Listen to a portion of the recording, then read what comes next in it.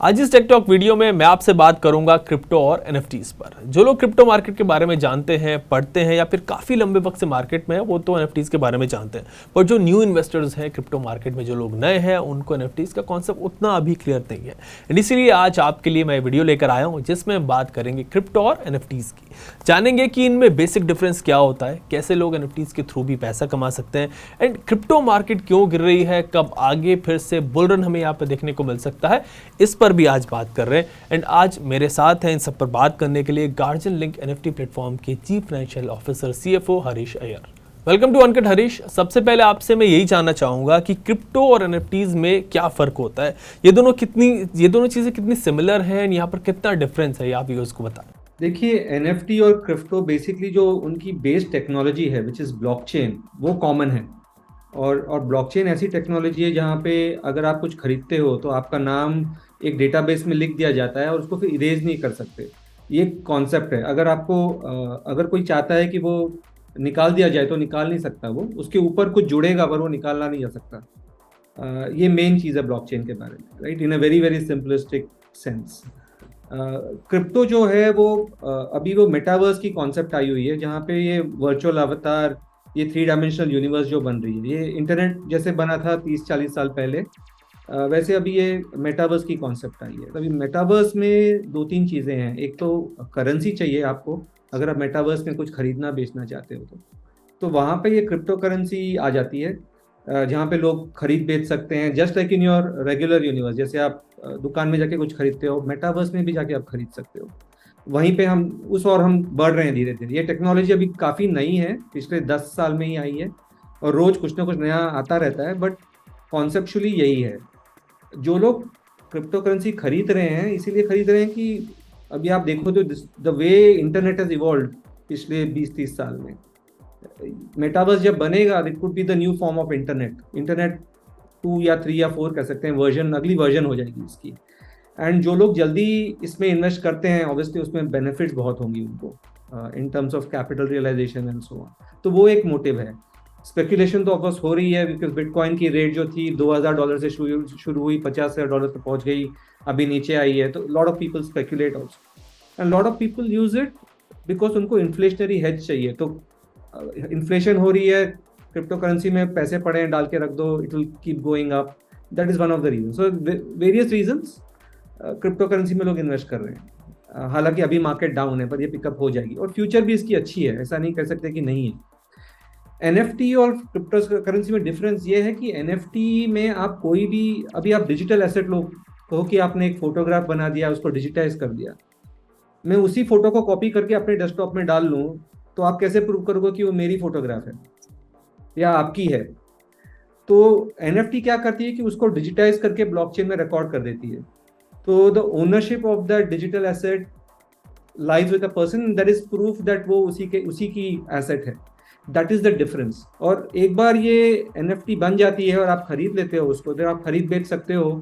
जो सामने खरीद रहा है आपके पास से, उसको भी थोड़ा ये अच्छा लगेगा कि नहीं, मैं जिससे खरीद रहा हूँ ओरिजिनल कॉपी बेच रहा है क्योंकि उसकी प्रूफ है। This is the basic concept. और ये फोटो की एग्जांपल मैंने दी है, पर ये किसी भी चीज़ के लिए अप्लाई कर सकते हो आप। स्टॉक मार्केट्स में यूज़ कर सकते हैं, ये सारी इवॉल्व हो रही है चीज़ें। स्टॉक मार्केट्स में यूज़ कर सकते हैं, म्यूज़िक के लिए यूज़ कर सकते हैं, कोई फोटो बना के बेच के उसकी जो रेवेन्यू है चैरिटी में दे सकते हैं। तो बहुत सारी यूज़ केसेस आ रही हैं इसकी, बट बेसिक डिफरेंस यही है। फाइन हरीश, अगर बात क्रिप्टो मार्केट की भी यहाँ पर करें तो इंडिया में क्रिप्टो को लेकर आजकल काफ़ी इश्यूज चल रहे हैं, काफ़ी वक्त से हैं। टैक्स, TDS, रेगुलेशंस, बड़ी बुरी सिचुएशन है। Similar thing is with NFT market भी डाउन है। सो एक तरफ हम बात करते हैं कि क्रिप्टो एनएफटीज जो है वो फ्यूचर है, मार्केट जो है इनकी इवॉल्व कर रही है, बट ट्रेंड देखें तो सब कुछ यहाँ पर नेगेटिव है। तो ऐसा कॉन्ट्रडिक्शन क्यों है? जब कोई भी नई टेक्नोलॉजी आती है तो इनिशियली उसमें एक हाइप क्रिएट होती है कि ये ऐसा होगा वैसा होगा, एंड उस हाइप के बेसिस पे काफ़ी सारे लोग उस पर टूट पड़ते हैं कि मुझे इन्वेस्ट करना है। बट जो हाइप है और वो रियलिटी है, जो रियलिटी आने में टाइम लगता है, बिकॉज ऐसा काफ़ी टाइम होता है कि रेगुलेशन, जैसे आपने कहा, रेगुलेशन नहीं है हमारे पास अभी फिलहाल काफ़ी चीज़ों के लिए। गवर्नमेंट ने वो गाइडलाइंस दी नहीं है और जैसे जैसे गाइडलाइंस इवॉल्व होंगी, बिजनेसेस भी अकॉर्डिंगली उस पर काम करना शुरू करेंगे, बिकॉज किसी को पता नहीं है कि अगर कुछ करोगे तो वो गलत है क्या सही है। Because from a regulatory stand point country की लॉस के हिसाब से वो सही है कि गलत है। सो ऐसी काफ़ी सारी इश्यूज हैं। और ये टेक्नोलॉजी हालांकि एक कॉन्सेप्ट में अवेलेबल है अभी कि ऐसी सारी चीज़ें हो सकती हैं, फिजिकली इन चीज़ों को होने के लिए जो इंफ्रास्ट्रक्चर चाहिए वो भी आने के लिए टाइम लगेगा। फॉर एग्जांपल इंडिया की केस में आप देखो तो अभी 5G रोल आउट हो रहा है, राइट? अभी तक हम 4G में थे, अभी 5G रोल आउट होगा तो उसमें डेटा का जो कंजम्पशन है और भी बढ़ जाएगा।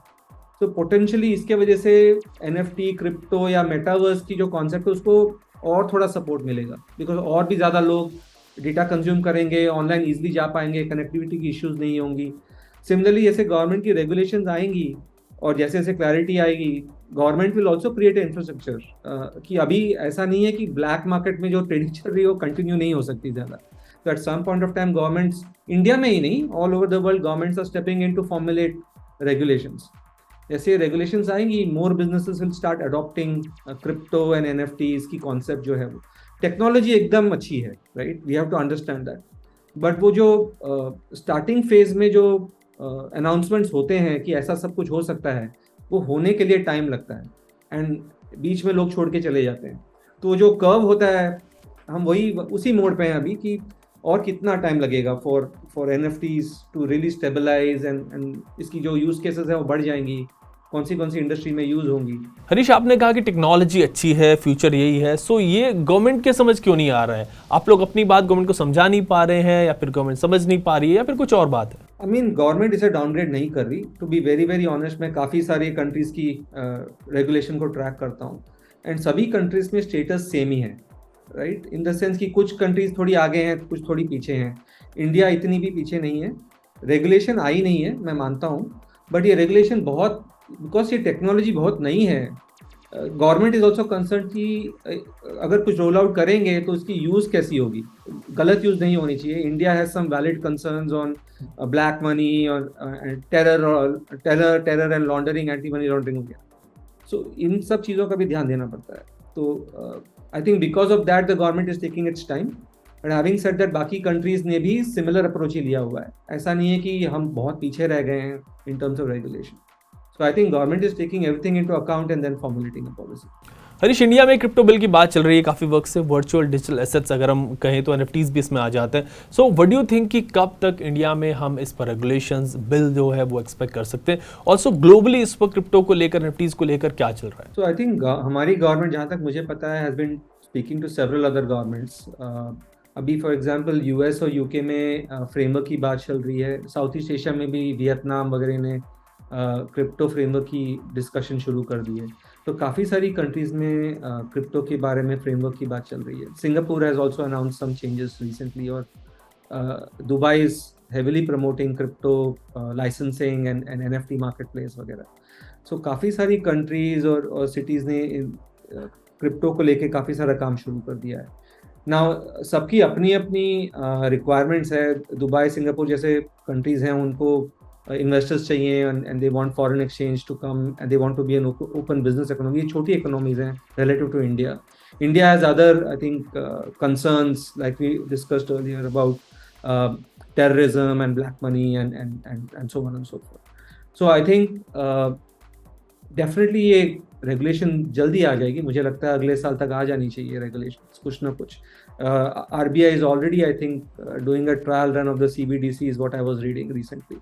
So एक बार सेंट्रल बैंक करेंसी आ जाएगी तो डेफिनेटली उसके साथ क्रिप्टो भी they will start regulating in one form or the other, including NFTs. And I'm certainly hopeful कि they will take a very liberal view of these regulations so that India में जो startup culture है वो impact नहीं हो, and lot more startups come in, lot more people come in, take part in this technology and help the market grow.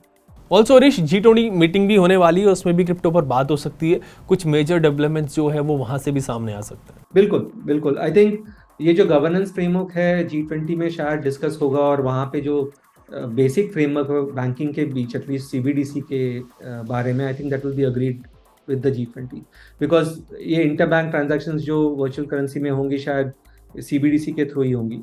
So I think that will, once that framework is ready, I think everything else will sort of fall in place is my view.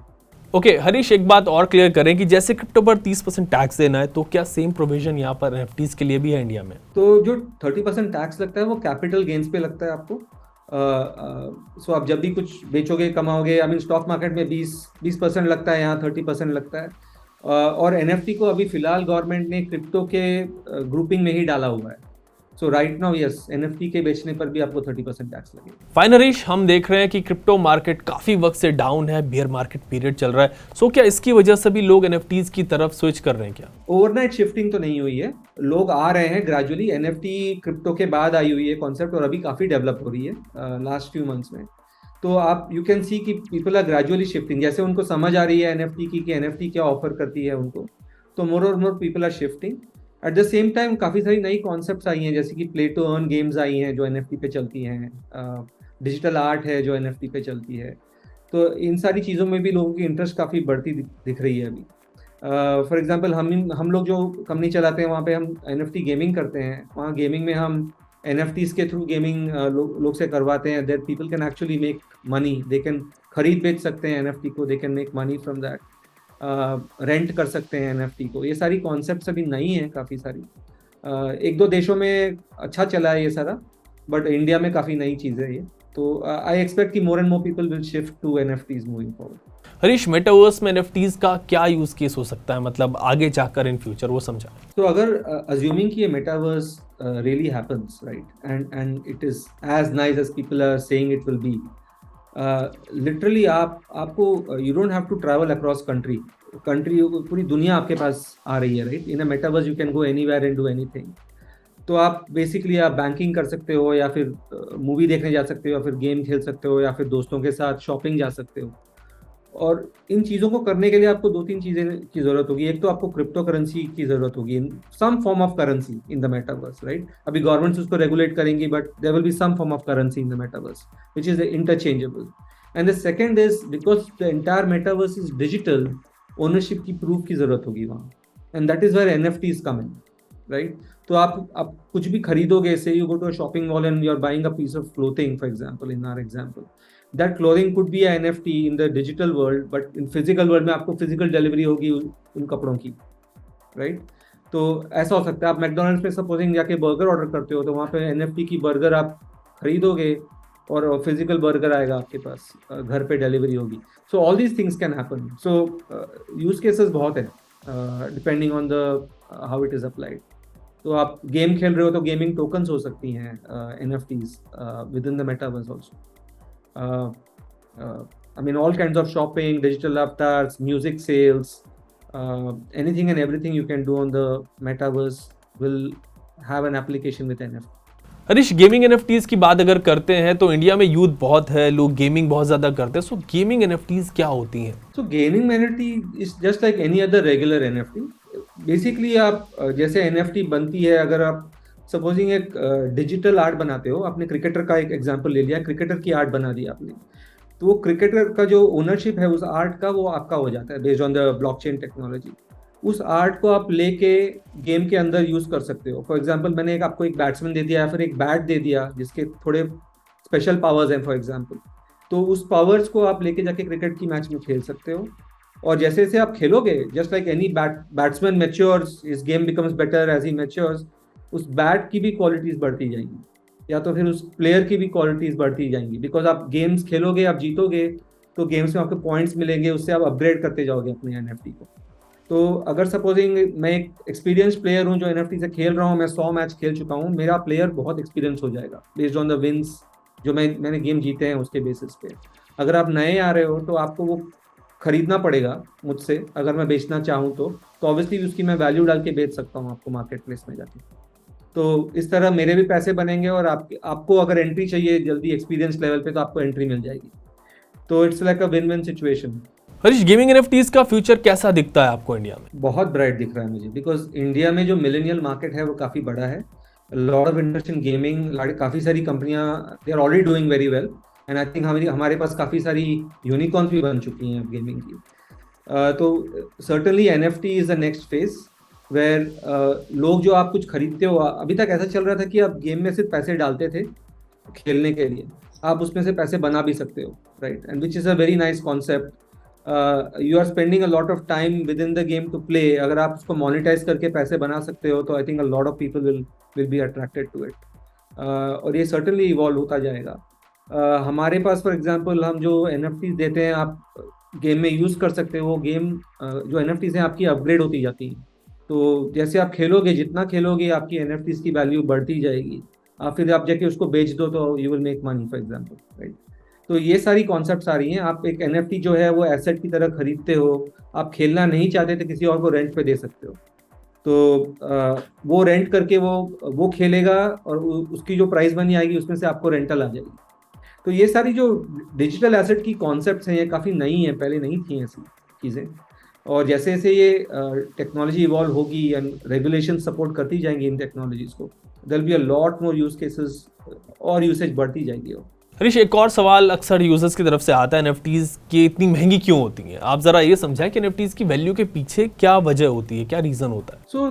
थोड़ी ये speculative है. जैसे मैंने पहले बताया, ये नई technology है, एवरीवन इज वेरी इंटरेस्टेड, और काफ़ी स्पेकुलेशन के वजह से काफ़ी सारी NFTs की वैल्यू बहुत बढ़ गई है. नाउ यू कैन आर्ग्यू कि इनकी वैल्यू इतनी नहीं होनी चाहिए थी, but for whatever reason people want to buy and sell those NFTs, उसकी वैल्यू बढ़ गई है. बट ऐसे भी केसेस आए हैं कि किसी ने एक ट्वीट NFT बना के बेची 2.5 मिलियन में और उसकी वैल्यू गिर के $100-200 हो गई. तो ये केसेस भी हुए हैं. So I think users should also use their judgement when they are buying NFTs कि कहाँ वैल्यू है कहाँ नहीं है. उनको यूज केसेस उस NFT की देख के फिर उनको NFT खरीदनी चाहिए. तो ये NFT की कुछ वैल्यू है, अंडरलाइंग वैल्यू या नहीं. फाइन नरेश, इंडिया में NFTs का जो यूजर बेस है वो कितना है, ये जरा बताएं. एंड साथ ही आपने ये कहा कि NFTs will have more value than crypto in the long run. So how can you justify this कि कैसे NFTs की वैल्यू जो है क्रिप्टो से ज्यादा होगी लॉन्ग रन? अभी फिलहाल तो ज्यादा नहीं होगा. आई थिंक ये ग्रो हो रहा है. थोड़े I cannot give you a number two be very very honest, but definitely जो क्रिप्टो की जो यूजर बेस थी वो काफ़ी सारी NFT में शिफ्ट हो जाएगी आगे जाके. बिकॉज जो जिनको पता है, क्रिप्टो की नॉलेज है, वो डेफिनेटली NFTs को रिकॉग्नाइज करेंगे और they will shift their assets to NFTs because it holds more value in the long run. तो definitely we will see a huge user base shifting. So NFT की value will depend on the use case of the NFT. वो कहाँ पे apply होती है, right. I cannot, although I made a statement, you cannot generically use it everywhere saying कि उसकी value बढ़ती जाएगी. It will really depend on the use case of that specific NFT कि जो NFT जो मिंट कर रहा है वो उसकी यूज केस क्या बता रहा है. अगर फॉर एग्जांपल हमारी केस में गेमिंग की NFT है, तो अगर वो गेम में यूज हो रही है और आप पैसे बना रहे हो तो ऑब्वियसली उसकी वैल्यू बढ़ती जाएगी.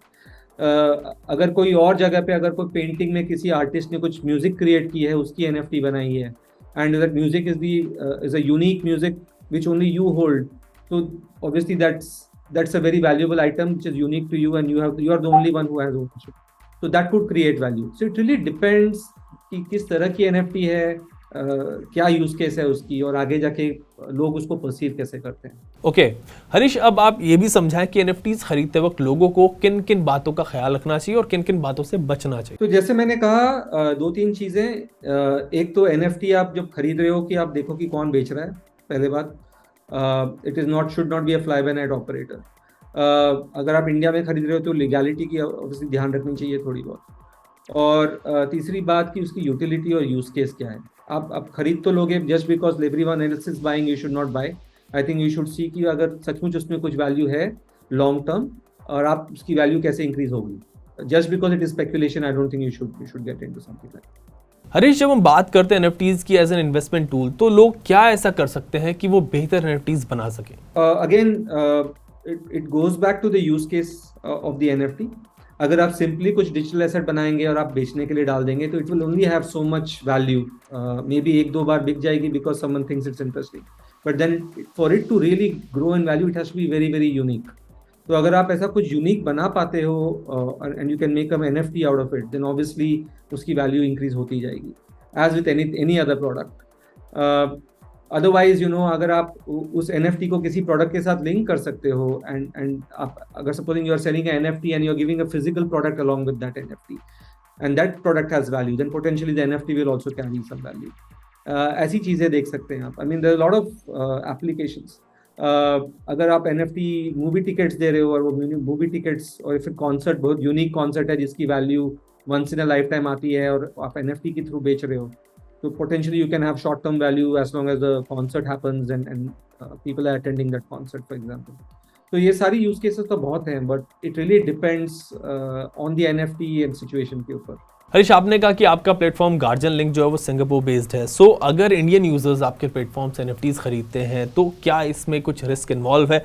आप लॉ से कंप्लाई करते हैं? क्या आप जो टैक्स और TDS जो है वो डिडक्ट करते हैं? इंडियन लॉज ऐसे क्रिप्टो खरीदना रेस्ट्रिक्ट तो नहीं करते। इंडिया में एक्सचेंजेस के ऊपर रिस्ट्रिक्शंस डाली हुई हैं, बट ये सारी ग्रे एरिया है in a sense. So Indian users can go and buy crypto anywhere.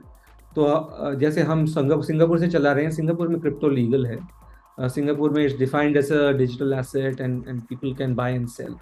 तो all Indian users can also buy and sell. Of course the liability उनके ऊपर आती है कि अगर गवर्नमेंट कुछ रिस्ट्रिक्शंस डालती है तो they will have to comply.